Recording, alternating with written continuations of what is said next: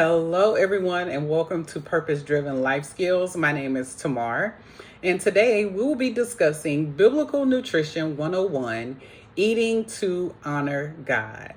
Genesis 1 and 29 says, Then God said, I give you every seed-bearing plant on the face of the whole earth, and every tree that has fruit with seed in it. They will be yours for food. So, what you eat is not just about your physical body, it's also a spiritual act of stewardship. God designed food with divine intelligence, and scriptures offer both principles and patterns to guide how we nourish ourselves in the way that we glorify Him. So, let's talk about what God's original design for our eating is. One, we know that God's original diet plan, according to Genesis 1 and 29, says that it should be wholesome and it should be plant-based provisions. God's initial dietary prescription emphasized fruits, vegetables, grains, nuts, and seeds. We know that it was nourishment by design because God created food not just for survival, but for vitality, energy, healing, and enjoyment. And we also know that God was or is the source. We should use this as a way to recognize God as the ultimate provider of our sustenance, which cultivates gratitude and mindfulness. So, what is the role of food in Scripture? Well, we know that it is provision and blessing. Food is often seen as a gift and symbol of God's goodness, according to Psalms 104:14 through 15. We also know that it involves discipline and obedience because our dietary choices sometimes serve to set God's people apart, according to Daniel 1:8 through 16. It was also a warning against gluttony.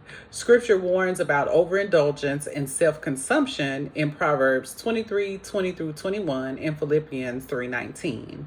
And we also know that it was also used for fasting and spiritual focus because food is also something we voluntarily abstain from to draw nearer to God, according to Matthew 6:16 through 18. So, what are some modern applications of biblical nutrition? One, we know that we choose wholesome, God-made foods when we eat. And we look for natural flavor that is minimally processed and it's nutrient-dense foods. We also look for foods that are grown from the earth and not manufactured in labs. So ask yourself the next time you go to the grocery store or you get ready to eat something, did this come from God's garden or man's factory? Two, we know that we should practice moderation and mindful eating. We should eat with intention, not to escape boredom or emotional comfort, but to invite God into our meals through prayer and gratitude. We should also avoid extreme overindulgence and negligence when we eat our food because they are both ways of dishonoring God.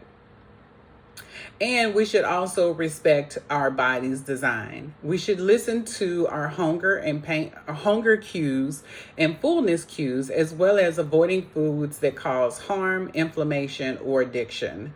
And our food should also energize us and not enslave us. So how can we look at food as worship and witness? Well, Romans 12:1 says to present your bodies as a living sacrifice. And this also includes what you eat. 1 Corinthians 10:31 says, so whatever you eat or drink or whatever you do, do it for the glory of God. And we also know that Daniel was an excellent example of choosing a righteous diet to become a testimony to God's wisdom and power. So here are some reflection questions for you to ask yourself. One, what is my current relationship with food? Is it worshipful, indifferent, or harmful? Two, are my eating habits or substances that I am consuming that are dishonoring to God? Three, how can I treat food as a gift and not a God? 4, what changes can I make to align my diet more closely with biblical principles? So here are some practical action steps that you can take when it comes to eating. 1, start a 7-day food journal and track not only what you eat, but why and how you feel afterwards. 2, shop the garden first. Prioritize God's foods, God's creations, and also look for different ways when you go to your next grocery shopping trip to shop the outside of the aisles and shop the insides last.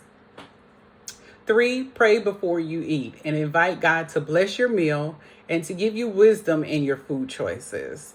And 4, try a Daniel day where you eat only fruits and vegetables and water for one day to reset and focus your discipline. So before I go, here is a simple declaration that I would like for you to repeat with me. My body is God's temple, and I will nourish it with wisdom and gratitude. I will eat to live, not live to eat. I thank God for every good thing He provides, and I honor Him through the way I care for my health. Thank you for joining me today on Biblical Health 101. My name is Tamar with Purpose Driven Life Skills. Be sure to like, subscribe, and share. Be blessed.